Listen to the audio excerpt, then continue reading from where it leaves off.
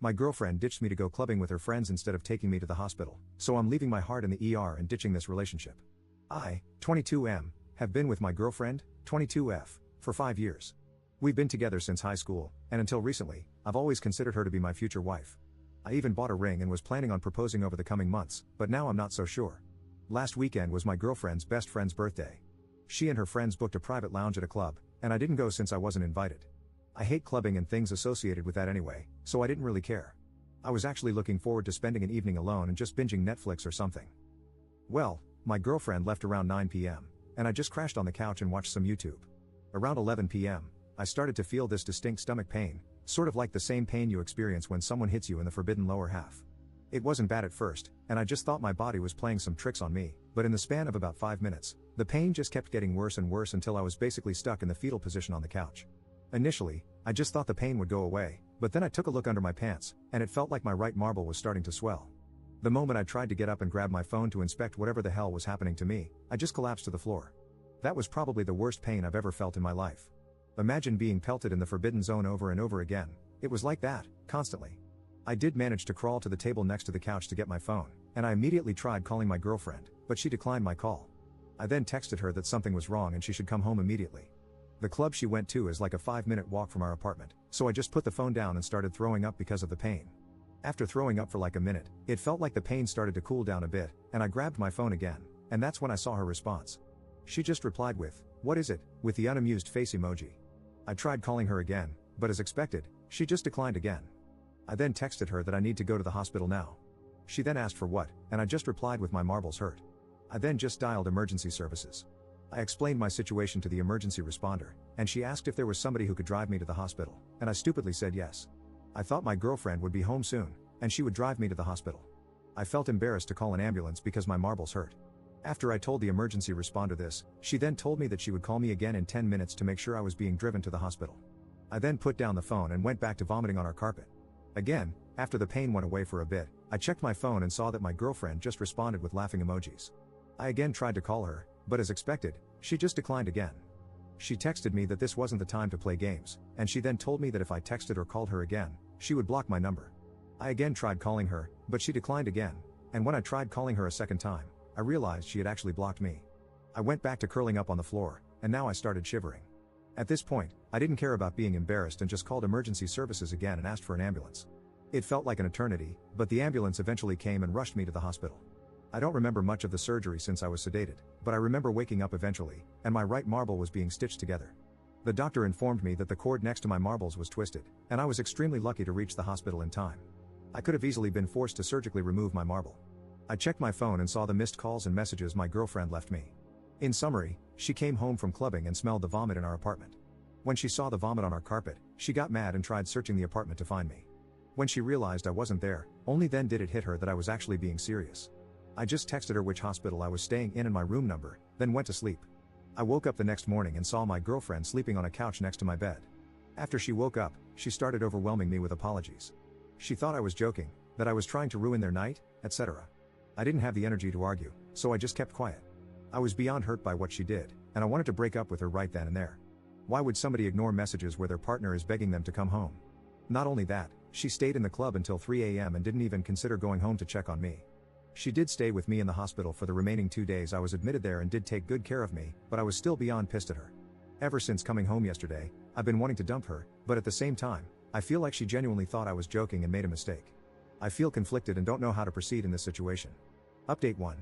First of all, I just want to thank all of you for the amazing support. It's been quite overwhelming, to say the least. Before I get into the update, I would like to clear up some misconceptions brewing in the comment section of my last post.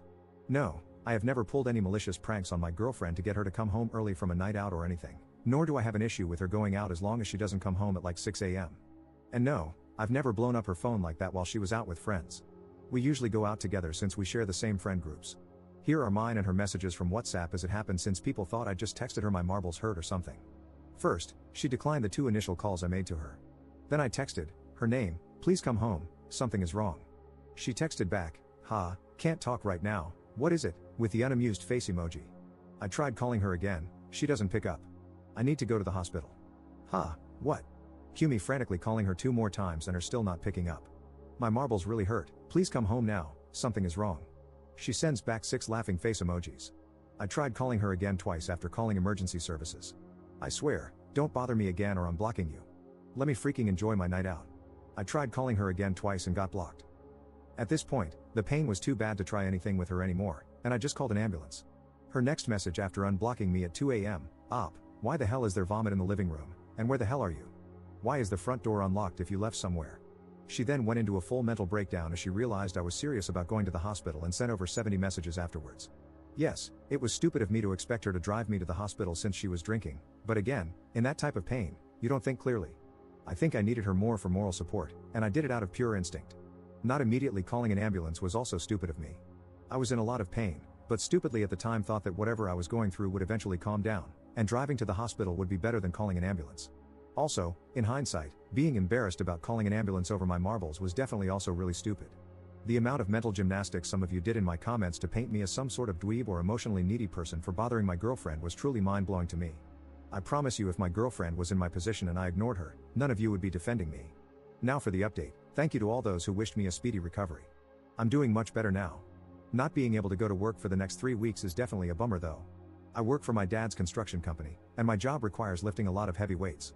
I'm also prohibited from having any bedroom intimacy for the next 2 to 3 weeks as well. I might have also developed some trauma due to the pain, and I randomly get the same sensation again, and I get super anxious until it goes away. As for me and my girlfriend, it's complicated. As so many of you and my mom told me, 5 years is definitely a long time to throw away without having a proper conversation with her. So I did just that.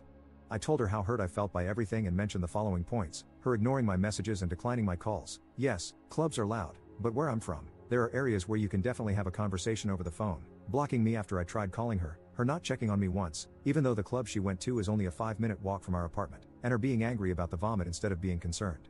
After hearing all that, she got defensive and told me that I could have conveyed my situation better and that she genuinely thought I was joking. She was drunk and wasn't thinking clearly.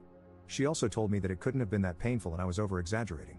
I then told her yes, I could have phrased my messages better, and I apologized for that, but I described the pain I was in and told her that I barely had the strength to text her, let alone send her a detailed description of what was happening to me, and definitely couldn't think straight throughout everything.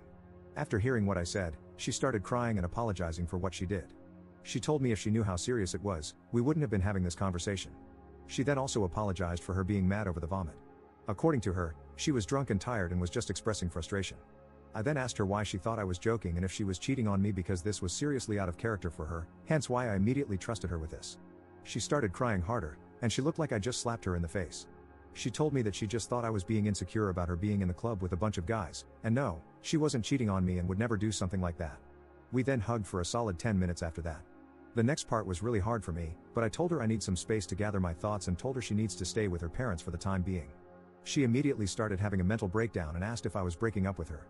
I told her I wasn't sure and needed time to see if I still trusted her after all of this, and what she did was beyond disrespectful. How could I trust someone with my life after they pulled something like this?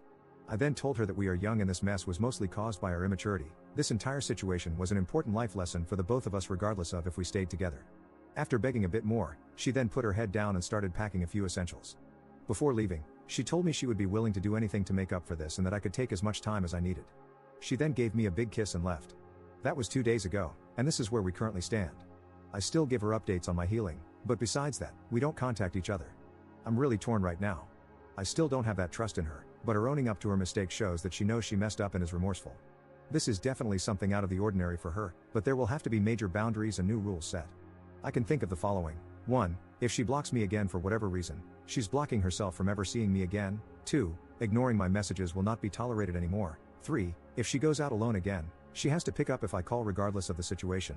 4. As many of you suggested, having an emergency code like hospital or something would probably have to be implemented. I'm not going to abuse any of these boundaries, but I just want peace of mind knowing that my partner has my best interest at heart even when she is physically not around me, but I don't know. Again, I just want to thank you guys for everything, and this whole experience was definitely an eye-opener for me. Op in the comments. I can't trust her in a situation where I am seriously ill, and that's my biggest concern out of everything. We have been best friends for 12 years, together for 5, and I love her dearly. As it stands now, it's really unlikely that I will get back together with her.